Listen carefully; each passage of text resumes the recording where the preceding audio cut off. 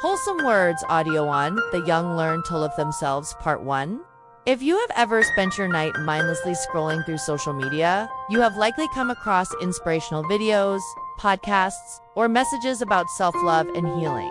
Deep down, there must have been moments when you wanted to stop. You wanted to change. You grew tired of repeating the same old habits that were slowly wearing you down. You know that staying up late scrolling through clips is pointless and does nothing for your future.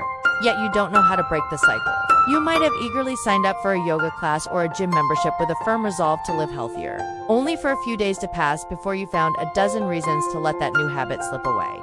Sometimes, coming across a group of foreigners speaking English on the street reminds you of your school days, of the high grades you earned and the dreams of becoming a tour guide or a talented interpreter. But then, life happened. After graduation, you were swept into the grind of making a living, stuck in a job that you don't truly love.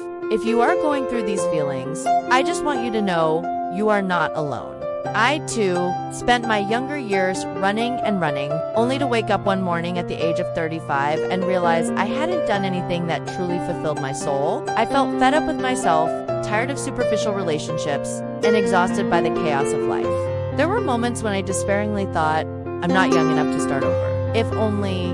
But my friend, life is meant to be lived, and we deserve to live it brilliantly. I chose to relearn how to care for myself through the smallest habits. I started exercising.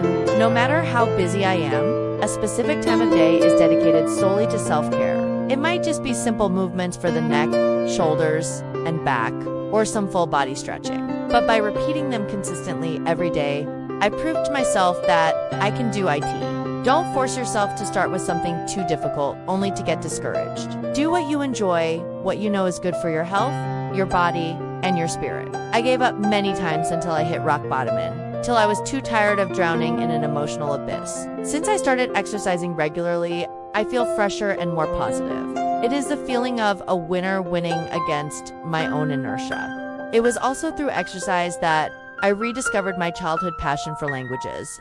I used to delude myself into thinking I was too busy, even though I could scroll through my phone for hours. Learning again in my 30s certainly isn't easy, but the more I study, the more I find my true self. I want to tell you this.